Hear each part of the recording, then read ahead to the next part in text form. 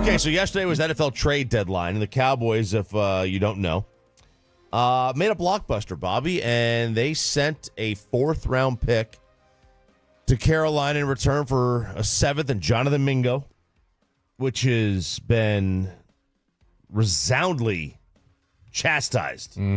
Big time, bigly, across all of the publications that do grades for the trades. And I'll give you ESPN, for example. They gave the Cowboys Peyton, care to guess what they gave the Cowboys on the Mingo trade? They gave him a 7th-round pick. No. What grade? The grade ESPN gave him. I'll do like a C minus. Close. D. It was a D plus. It was a D plus. They gave him a 7th-round pick. Here's what's troubling to me. We knew You got the compensation wrong. Yeah. Here's what's troubling to me is the Mingo thing is a trade that was universally criticized in terms of the amount of value you gave up. It's never good when Bill Barnwell has to write 6,000 words on ESPN.com explaining what the logic behind the Jonathan Mingo trade may have been. It's like, that's not a good sign when Bill Barnwell goes, oh, here's my 6,000 words for Here's today. my 6,000 words. Explaining why a team would do this, maybe. That I'm going to write on Election Day that no one's going to read because they're going to be so up on the election. One of the things he puts up here in his subcategories in his article is it possible the Cowboys know what they're doing? It's bad. If we're at a state where columnists are coming up with 6,000 words on, let's analyze that the Cowboys know what they're doing. Maybe they do. How do you know it was 6,000 words, by the way? I just assume it always is with Barnwell because everything's this long and ultimately it just says nothing because that's what Barnwell does when he writes. I know you're a big Barnwell guy, but I like him. I'm not the biggest fan of it. But yeah, yesterday, this is harder to take when you look at what was brought up, which is Davante Adams going for 3rd. Mike Williams went later in the day after we left for a 5th.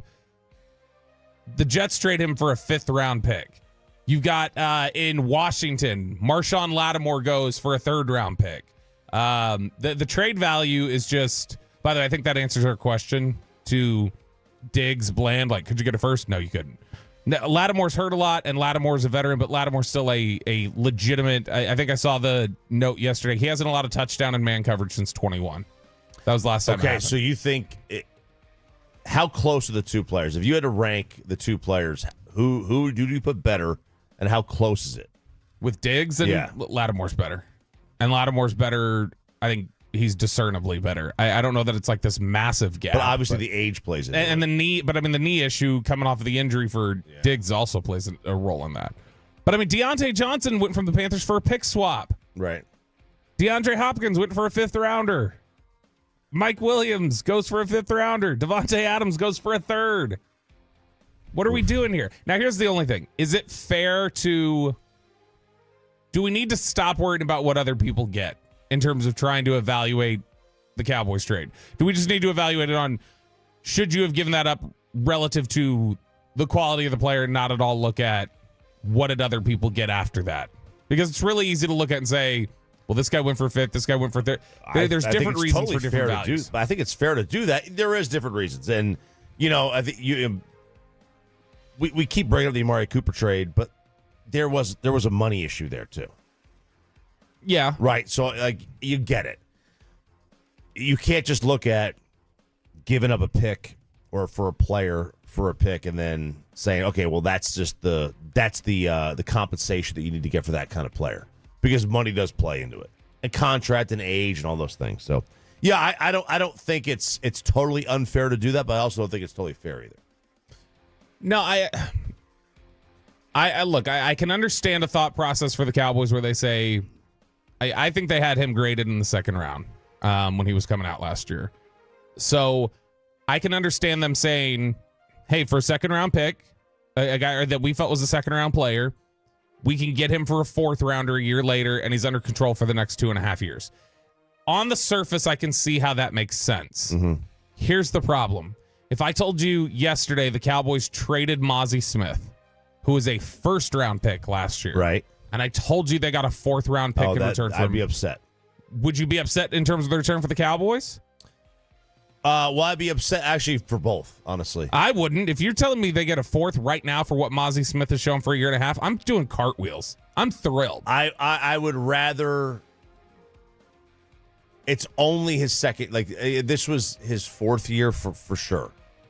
But we're talking about a guy. This is just his second year. Well, then that feels like you don't think the Mingo would be that the Mingo trade would be that much of an overpay because he's in the same spot. He came out the same year Mazy Smith did. The same amount of time has passed. He had 52 catches last year.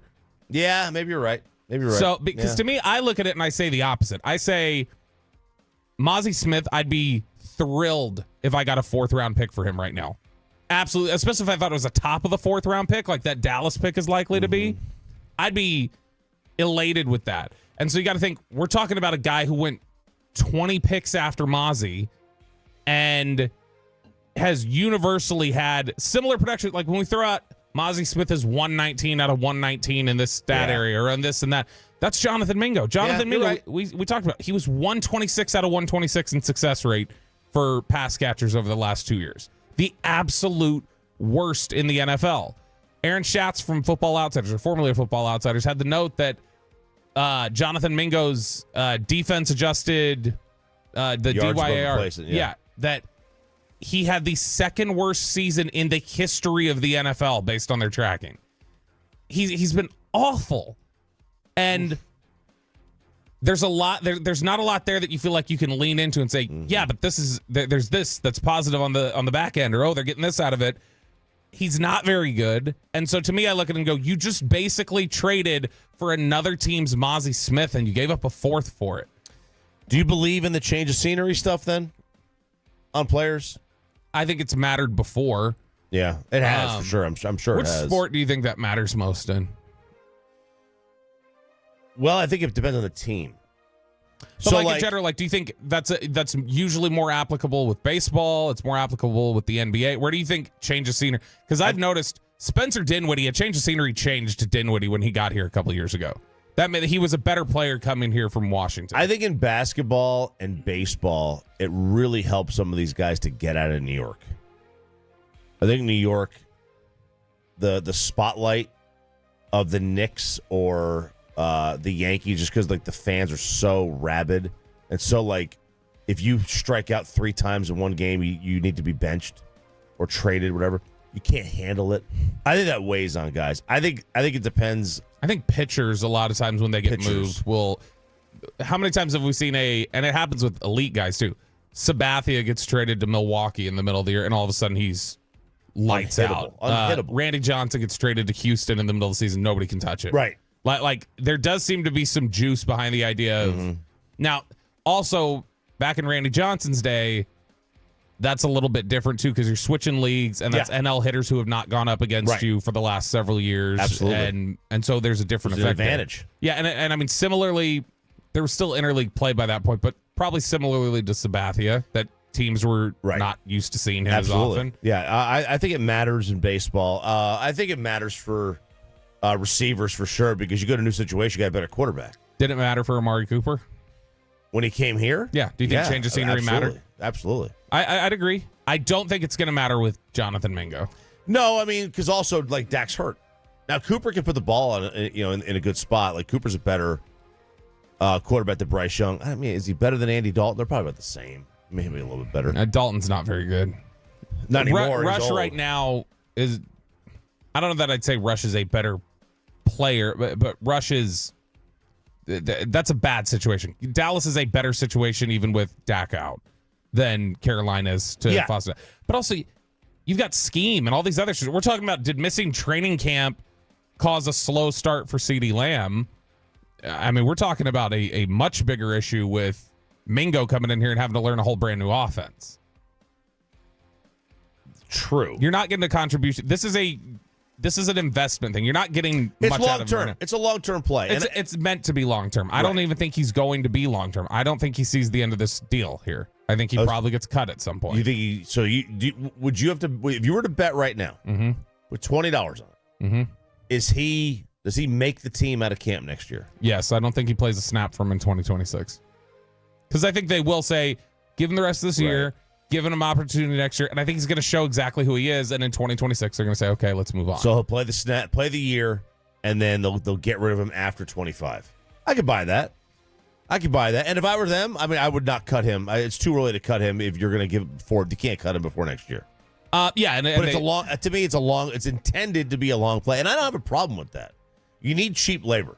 Yeah. If you're going to have $60 million quarterback, a $35 million wide receiver, and a $30 million edge, you got to find cheap labor somewhere. Now, how much better would it be, though, if you said, I've got an offensive genius trying to use Jonathan Mingo? Well, they had one. I've got Ben Johnson. I've got Ben Johnson. How awesome would that be for you? Would you be pretty pumped about that? I would be, but isn't Dave Canales thought of as an offensive, offensive guy? He's not on Ben Johnson genius. level. No. He's not. But he did wonderful things in Tampa.